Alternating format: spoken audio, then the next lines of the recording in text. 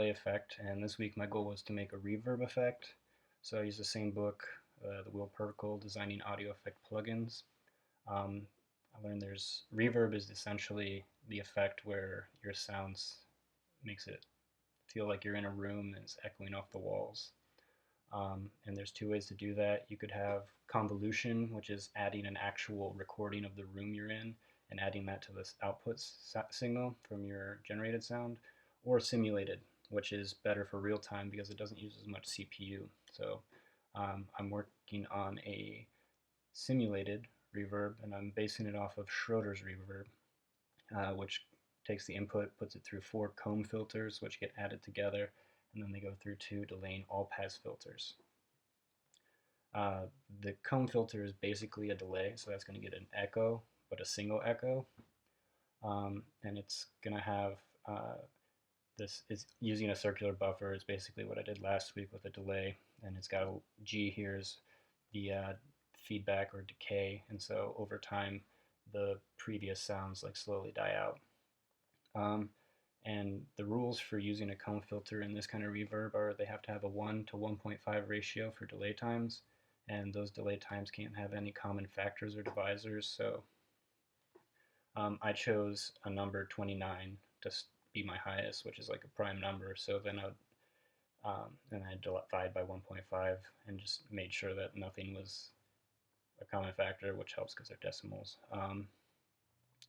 And then the G value I need to choose based on this equation here, where D is delay time, T is sample rate, which I have 44,100 samples a second, and RT60 is reverb time, which is how long it takes for the sound to decay in a different room. So it's different depending on what effect or what room you want to simulate. I chose a cathedral, which I looked up had about 11-second reverb time. And I calculate the G here based on those delay times, and the G is used. We use this equation to calculate G since we want to get good echo density, and that will help make sure that the shorter delays don't decay out before the longer delays decay out. So I have that, and I put that in my code here. So I have my delayed samples, which is calculated from the delay times I had there, and then G's, which I calculated, and I have a couple negatives there, which kind of helps, based on the book, to help every other one being negative will help simulate an actual room. And then the delay and all pass filter is a bit more complicated, and I kind of just use the equation to try and write my code. And for what they do is they add more echo density and a little more color, and the delays are much shorter than a comb filter, 1 to 5 milliseconds, and both of the G values should be equal, between 0.5 and 0.707.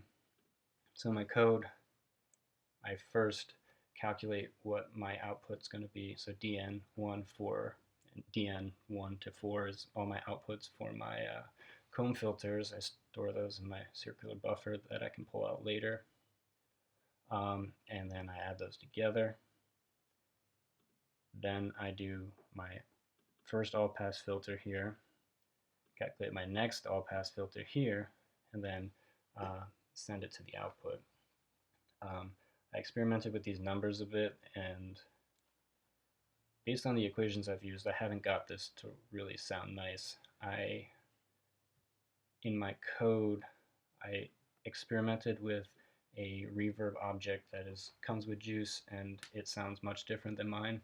So this next week I want to keep trying to improve mine, maybe just experiment with numbers to get off the theory a little bit, just to get something I like, and then I'm going to add the delay and the reverb into the main repository.